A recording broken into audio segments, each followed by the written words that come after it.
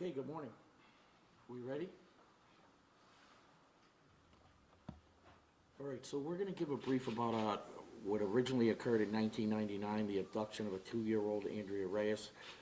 I just want to thank her father, Carlos, for being with us. This case went back and forth, hear a lot of different facts about it, but the FBI is here too, and I appreciate them and their cooperation with us on a daily basis, never mind just this case. The company Ortham is here. Max from Ortham, thank you for being here. And I want to thank Detective Nivikov, who actually started this all back up again by her vigilance of looking at cold cases and, really working hard to see what she could do to solve these cases. So we appreciate the work of Detective Nivikov. I'm going to turn it over to Sergeant Moore, who is her supervisor, who's going to give the facts of the case. Thank you, Chief. On October 5th, 1999, the New Haven Police Department investigated an abduction of a 2-year-old, Andrea Michelle Reyes Tenorio, who was suspected to have been taken from the city by her mother, Rosa Tenorio. During a routine visitation, Andrea's father had legal custody of Andrea, whereas Rosa had visitation rights, and she was further precluded from taking Andrea out of the country. Working in conjunction with the Federal Bureau of Investigation, an investigation commenced where it was likely determined that Rosa fled to Mexico with Andrea. It was determined early in the investigation that the government of Mexico did not consider the offense of international parental kidnapping as violation under the Mutual Legal Extradition Treaty with the United States. And federal charges or extradition from Mexico would be unsuccessful. A felony arrest warrant was issued for Rosa by the New Haven Police Department for the felony charge of custodial interference in the first degree. The warrant is still active at this time and is extraditable within the United States. In the spring of 2000, Mexican officials in Pueblo, Mexico, notified law enforcement here in Connecticut via letter that Andrea was located in Mexico with her mother. It was advised that the government of Mexico would not take any further action to remove Andrea from her mother, and she would not return to the United States, as Rosa was Andrea's biological mother. The FBI continued their investigation into Andrea's abduction from 2000 to 2018. Andrea's father and his mother, or his wife rather, Lucia, have spent the past 25 years searching tirelessly for Andrea. This search led to Andrea's father taking several trips to Mexico himself, where he was unable to locate his daughter. In 2023, Detective Keelan Nivikov, who was assigned to the New Haven Police Department's Missing Person Unit, was reviewing cold cases and began to reinvestigate Andrea's abduction. Using a combination of interviews, search warrants, social media, Detective Nivikov determined that Andrea, now 25 years old, had been taken by Rosa to Mexico and was still residing there. Through Detective Nivikov's investigation, contact was established with Andrea, and in partnership with Ortham, a private lab that specializes in genetic genealogy, who confirmed the relationship between father and daughter, leading to Andrea and her father being in contact for the first time in 25 years. Thank you. Thanks, Sergeant. As a dad, it's hard to even make sense of all this, right? You can only imagine losing your child all of a sudden and spending years and years and years searching. And then to be reconnected with one's daughter when she's 26 years old, which I'm sure these over 2 decades have been unbelievably challenging to you, Carlos. But even now, for your daughter and you to try to rekindle your relationship after so many years and make sense of it all, our hearts go out to you. You never gave up hope, and it's also a message that the New Haven Police Department and our partners at the FBI don't give up hope either. For Detective Nivikov to pick up this case again and see the potential of being able to solve it and track down Carlos's daughter, and then to be here where we are today. Thank you for all the work that you do for our community, on top of a normal caseload, picking up some of these old cases as well.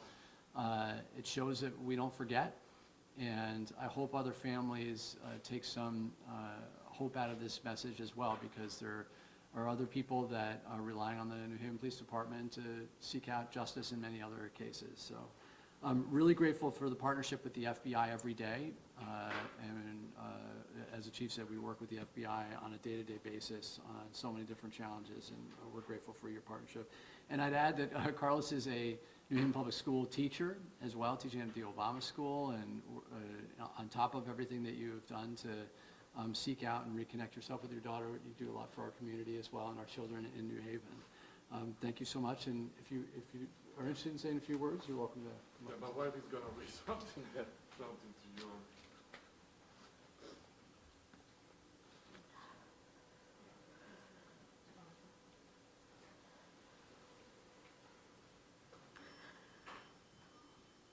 Thank you for sharing in our joy in finding our daughter, Andrea Michelle Neges Tenorio.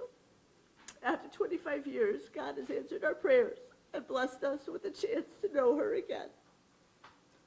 We recognize that this reacquaintance will have challenges.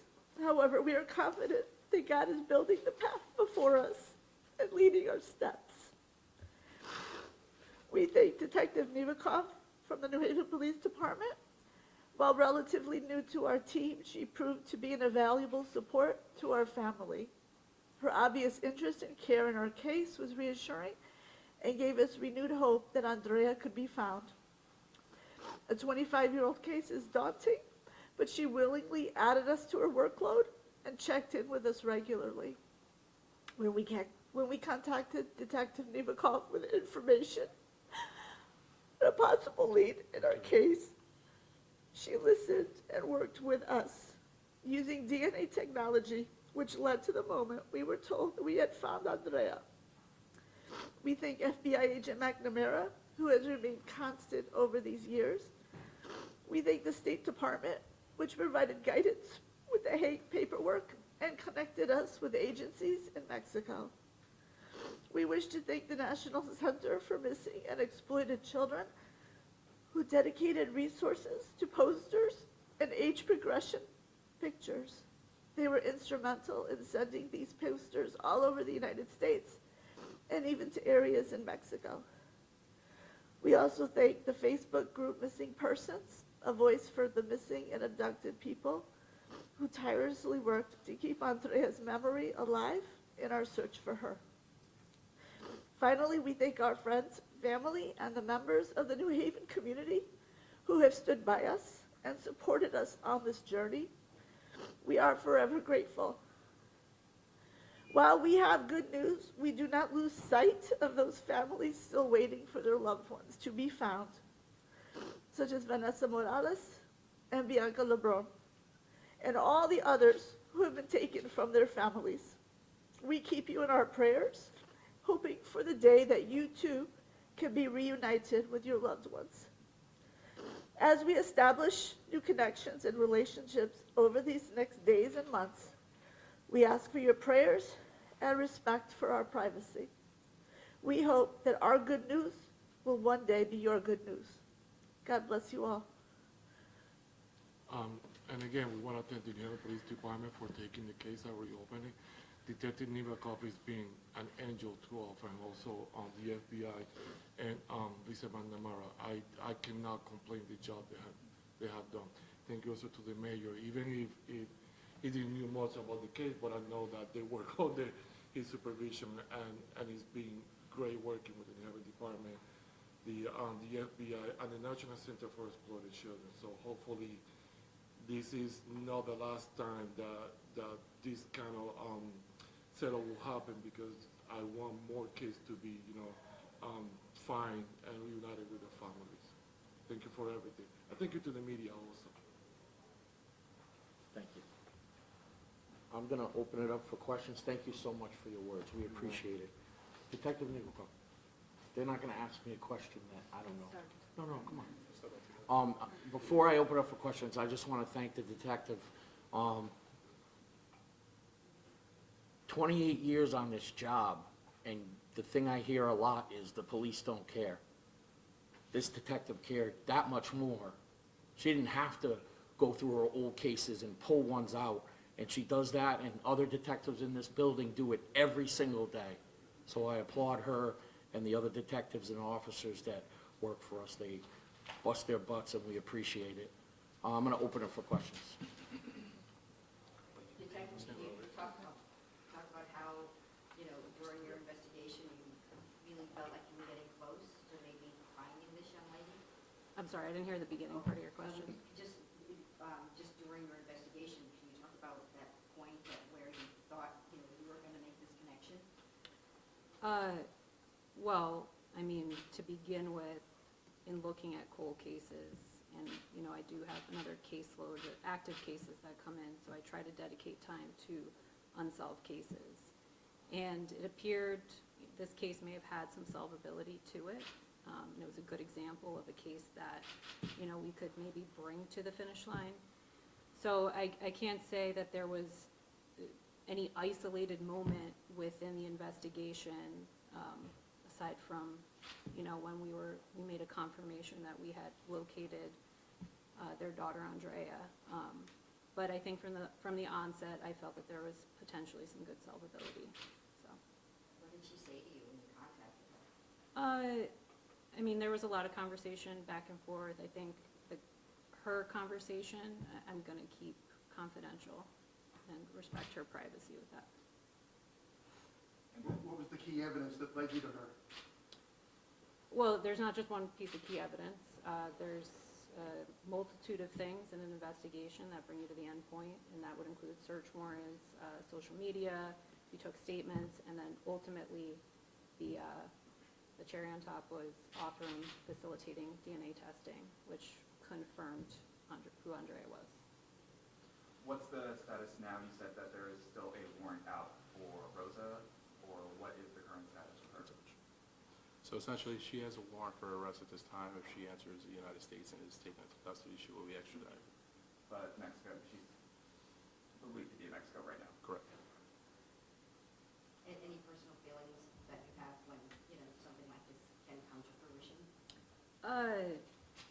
I'm really pleased with the outcome. At the same time, for us as a police department, this might be closure on our end, but it's certainly not closure on their part. This is really just the beginning of a whole healing process for them.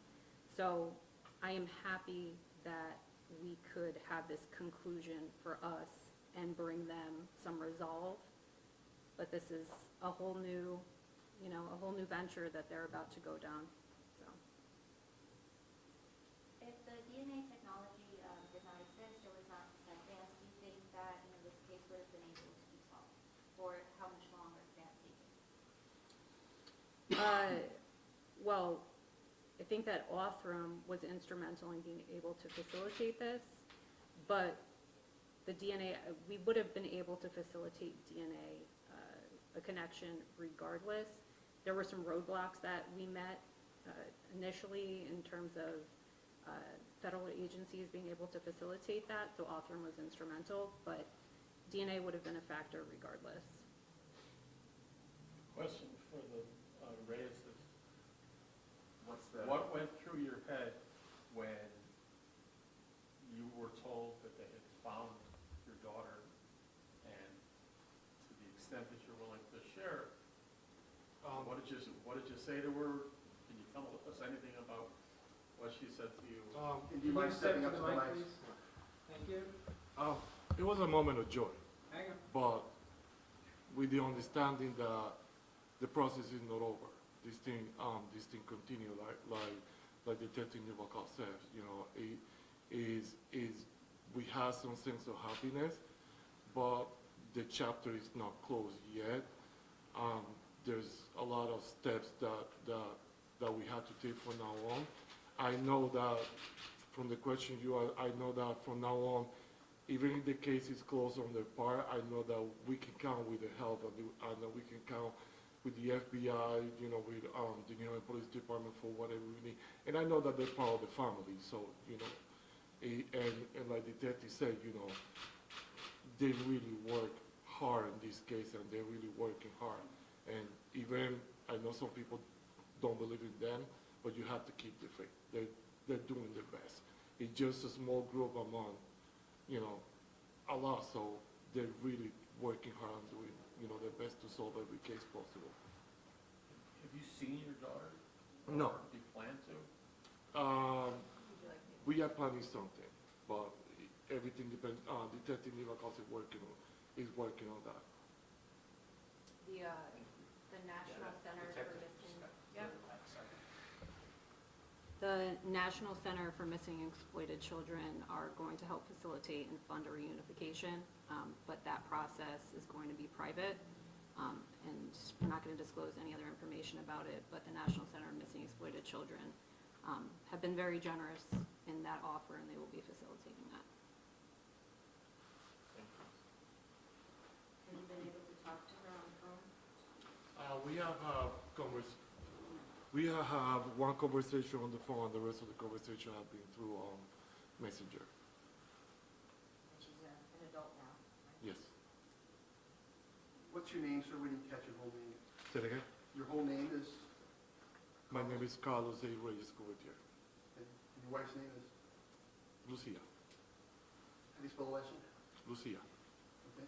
I'm trying to keep her just for, the protection of our kids. Okay. Okay, any other questions? Thank you. Thanks, everybody.